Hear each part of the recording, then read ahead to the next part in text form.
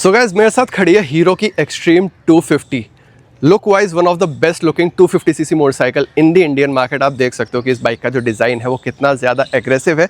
Premium elements भी bike के अंदर यूज़ किए गए हैं। लेकिन आज हम इस बाइक के प्रोज एंड कॉन्स के बारे में डिस्कशन करने वाले हैं। तो सबसे पहले क्विक वॉक अराउंड। भाई फ्रंट में अगर आप देखोगे यहाँ पे आपको एलईडी हेडलाइट मिल जाती है, नीचे आपको प्रोजेक्टर देखने को मिल जाएगा। उसी के साथ गोल्डन सस्पेंशंस, लुक प्रीमियम, ये अपसाइड डाउन सस्पेंशन है। उसी के साथ साइड पैनल में अगर आप देखोगे यहाँ पे आपको आर की बैजिंग मिल जाती है, स्लीपर एंड असिस्ट क्लच की बैजिंग मिल जाती है।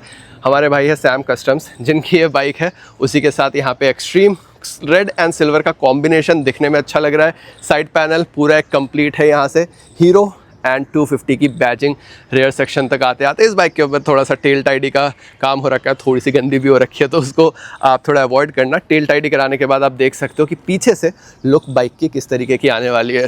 एग्जॉस्ट की बात करें तो यहाँ पे आप देखोगे कि एग्जॉस्ट बाइक की ज्योमेट्री के साथ अच्छा जा रहा है। बहुत ओवर बल्की नहीं लग रहा, बहुत छोटा नहीं लग रहा, काफ़ी ज़्यादा प्यारा सा लग रहा है मेरे को तो। उसी के साथ दूसरी चीज़ देखोगे कि जो इंजन कंपार्टमेंट है ये भी आपको गोल्डन कलर में मिलेगा। तो ओवरऑल फिट एंड फिनिश, मतलब अगर आप देखोगे लुक वाइज अगर आप देखोगे तो बाइक आपको प्रीमियम दिखेगी। अब बात करते हैं इस बाइक के प्रोज एंड कॉन्स के बारे में। उससे पहले मैं आपको बस इंजन की स्पेसिफिकेशन बता दूं। That is 249 CC single cylinder liquid cooled engine, जो कि पावर प्रोड्यूस कर देता है 29 bhp, 25 Nm torque, 6 speed gear box with slipper and assist clutch. तो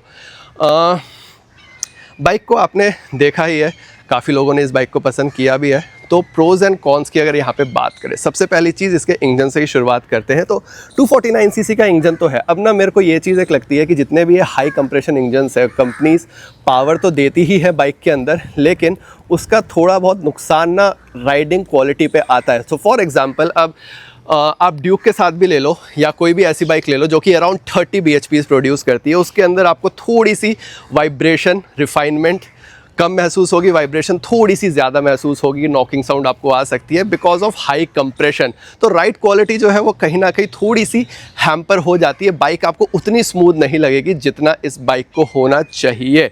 तो इसके अलावा इंजन में ये कुछ चीज़ें हैं जो अगर आप चलाओगे तो बाइक के अंदर आपको इंस्टेंटली नोटिस हो जाएंगी। एंड कंपनी को मतलब मेरे हिसाब से इन सब चीज़ों के ऊपर तो खैर डेफिनेटली काम करना ही चाहिए।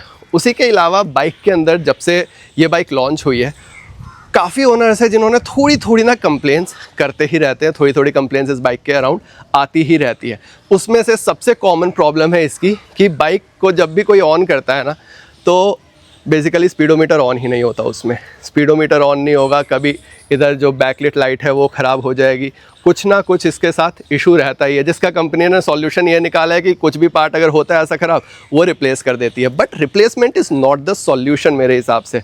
बाइक के अंदर अगर आप एक ऐसा प्रोडक्ट निकाल रहे हो जो कि आपका एक फ्लैगशिप प्रोडक्ट है, जो कि इतना बेहतरीन दिखता है, उसके लिए आपको कुछ ऐसा करना चाहिए जो कि एक परमानेंट सॉल्यूशन हो। आप फैक्ट्री से ही ऐसी चीज़ निकाल के दो जिसके अंदर बंदे को लेने के बाद प्रॉब्लम ना आए। अदरवाइज ब्रांड इमेज भी कहीं ना कहीं हैम्पर हो जाती है, प्रोडक्ट की भी इमेज जो है वो हैम्पर हो जाती है, जिसकी वजह से अल्टीमेटली ब्रांड की सेल्स कमज़ोर हो जाती है। उसके अलावा अगर आप वैसे देखोगे बाइक को तो यार रेयर सेक्शन आप देख ही सकते हो, कितनी टॉल मोटरसाइकिल लग रही है, बहुत ज़्यादा स्पोर्टी है, शार्प है, एंड पहली नज़र में किसी को भी इस बाइक के साथ प्यार हो जाएगा। उसी के अलावा प्रोज की अगर मैं बात करूँ, कॉन्स तो कुछ इतने ही हैं, कॉन्स बहुत ज़्यादा इस बाइक के अंदर नहीं है। एक छोटी सी चीज़ मैं आपको और बता देता हूँ, फ्यूल टैंक जो है इसका 11.5 लीटर के अराउंड है। तो 11.5 लीटर में ये बाइक जो है एवरेज अगर आप सिटी का कंबाइन करके चलो तो आपको कहीं ना कहीं 25 to 30 के बीच में दे देगी, और हाईवे पे ये आपको 30 प्लस की एवरेज निकाल देगी। बहुत ज़्यादा एवरेज नहीं है, लेकिन पॉइंट ये है कि फ्यूल टैंक छोटा है। अगर आप ड्यूक 250 से कंपेयर करोगे तो ड्यूक में आपको अराउंड 15 लीटर्स का फ्यूल टैंक मिलता है, यहाँ पे आपका फ्यूल टैंक छोटा हो जाता है, जिसकी वजह से अगर आप लॉन्ग टूरिंग पे जाते हो फ्रीक्वेंट फिलअप्स आपको करते रहने पड़ेंगे। ये एक छोटा सा इसका और ड्रॉबैक है। तो अगर आप लॉन्ग टूरिंग के पर्पज़ से सोच रहे हो तो इस चीज़ को ज़रूर से ध्यान रखना कि फ्यूल कैपेसिटी कम है इस बाइक की। अदरवाइज़ सस्पेंशन को देखो, यूएसडी सस्पेंशंस आपको मिल रहे हैं गोल्डन कलर में। यूएसडी सस्पेंशंस के बेनिफिट काफ़ी ज़्यादा होते हैं। राइडिंग जो क्वालिटी होती है बेसिकली यूएसडी सस्पेंशन के साथ, वो आपके कॉर्नरिंग में काफ़ी ज़्यादा बेटर हो जाती है। यूएसडी के साथ कॉर्नरिंग करने में काफ़ी ज़्यादा मज़ा आता है। रेयर में आपको यहाँ पे मोनोशॉक मिल जाता है, एंड यहाँ पे आप देखो GRS की इस तरीके से बैजिंग हो रखी है, एंड प्रीलोड एडजस्टेबल वहाँ पे दे रखे हैं। तो आप अपने अकॉर्डिंगली राइडिंग के हिसाब से अगर आपको कुछ भी लगता है तो रेयर को आप थोड़ा सा प्रीलोड एडजस्ट कर सकते हो अपने accordingly, hard and soft. Okay, उसके अलावा टायर साइज़ की यहाँ पे बात करें तो 110 सेक्शन का टायर फ्रंट में आपको मिल जाएगा एंड 150 सेक्शन का टायर यहाँ पे आपको रेयर में मिल जाएगा। तो एज सच जो टायर की कॉन्फ़िगरेशन भी है वो भी अच्छी है, और मुझे बड़ी अच्छी चीज़ लग रही है ये जो इसका एलॉय का डिज़ाइन है ना, थोड़ा सा क्रोम आपको दिखाई देगा, डायमंड कट जिसको हम हल्का सा बोलते हैं, एंड बीच में आपका ब्लैक कलर का एलॉय। मेरे को ये एलॉय का डिज़ाइन काफ़ी अच्छा लगा। साइड्स अगर आप देखोगे तो ये सिल्वर सिल्वर चमकेंगे, जो कि एक एलिमेंट क्रिएट कर देता है ओवरऑल बाइक के ऊपर। टैंक का शेप थोड़ा सा एक हम्प क्रिएट हो रहा है, काफ़ी बल्कि सा, जिसकी वजह से भी इसका जो अपील है वो काफ़ी ज़्यादा बढ़िया है। अब चेक करते हैं इसके स्पीडोमीटर को और इसके फंक्शंस को कि क्या क्या चीज़ें इस पर ऑफ़र हो रही है। तो सबसे पहले this is the key, and switch gear को देखोगे कुछ ऐसा आपको स्विच गियर देखने को मिल रहा है, जिसमें यहाँ पे बटन्स हैं मेन्यू वगैरह टॉगल करने के लिए, एंड राइट हैंड साइड पे हैज़ार्ड स्विच मिल जाता है, इग्निशन स्विच मिल जाता है, एंड SOS का बटन मिल जाता है। स्पीडोमीटर दिखाऊं तो ये है आपका डिजिटल कंसोल, जो कि कुछ इस तरीके का है, छोटा है, नेटिव डिस्प्ले के साथ आ जाता है, गियर शिफ्ट इंडिकेटर यहाँ पे आ जाएगा। दिखने में बहुत ज़्यादा प्रीमियम नहीं है, आई वुड से कि अगर हीरो इसके अंदर थोड़ा सा बड़ा स्क्रीन दे दे तो एक प्रीमियमनेस ऐड ऑन हो जाएगी, एंड कलर TFT आ जाएगा, तो ओहो माशाल्लाह ये बाइक काफ़ी ज़्यादा प्रीमियम लगेगी। बैठने के बाद जो एक राइडर का फर्स्ट व्यू जाता है वो काफ़ी ज़्यादा बढ़िया हो जाएगा। अब मेन्यू में यहाँ पे आप देखोगे जब ऊपर या नीचे का बटन दबाएंगे तो यहाँ पे जो इन्फॉर्मेशन आ रही है हमारे पास वो है एवरेज स्पीड, ट्रिप ए, तो basically average fuel economy 32.9 kmpl की आपको फ्यूल इकोनॉमी मिल रही है, एंड कितने किलोमीटर चलिए वो दिखा रहा है। उसी के साथ यहाँ पे ओवरऑल ओडोमीटर, तो ये बाइक 11,000 के राउंड चल चुकी है।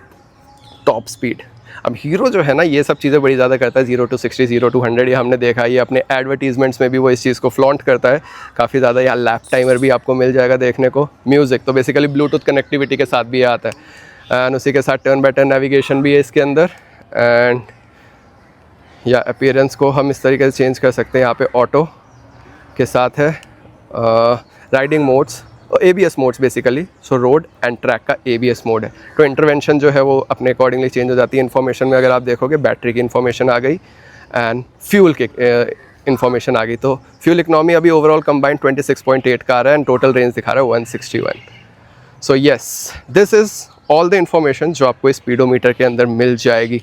अपार्ट फ्रॉम दैट आपको ये पूरा डैश कैसा लगा वो आप बताओ, एंड यहाँ पे आप देख सकते हो चार्जिंग पोर्ट भी आपको मिल रहा है, ये तो भाई बहुत ही काम की चीज़ होती है। खैर सीट्स को अब अगर आप देखो तो यहाँ पे 805 mm की इसकी सीट हाइट है, तो even for the short Riders this motorcycle is comfortable. Seat की कुशनिंग की बात करूँ यहाँ पे तो ठीक है, डिसेंट है, एंड ब्रॉड लग रही है, राइडर के लिए ब्रॉड है, लेकिन पिलियन के लिए अगर आप देखोगे यहाँ पे वो उतना ज़्यादा कंफर्टेबली नहीं बैठ पाएगा, छोटा है। अब ऑब्वियसली ये जो डिज़ाइन एलिमेंट जा रहा है ना उसमें बहुत बड़ी भी नहीं कर सकते थे सीट, लेकिन हाँ ये है कि ठीक है कम उतना R15 जैसा हिसाब किताब नहीं होगा कि आप बिल्कुल ही नहीं बैठ पा रहे इस बाइक के ऊपर। सो ये थे कुछ pros and cons of the Hero Xtreme 250R। अब प्राइसिंग की अगर बात करें तो 1.64 लाख के अराउंड ये मोटरसाइकिल स्टार्ट हो जाती है, GST 2.0 के इफेक्ट के बाद ये मोटरसाइकिल थोड़ी सी सस्ती भी हुई है, वो आप अपने नियरेस्ट डीलरशिप से पता कर सकते हो कि इसका प्राइसिंग अभी क्या चल रहा है अगर आप ये बाइक लेने का सोच रहे हो। तो प्रोज एंड कॉन्स मैंने आपको दोनों बता दिए इस बाइक के बारे में। तो yes, this was the Hero Xtreme 250R for you. कैसी लगी ये वीडियो कमेंट करके बताओ, लाइक शेयर सब्सक्राइब करना बिल्कुल मत भूलना, and I will meet you in my next video. Till then stay tuned.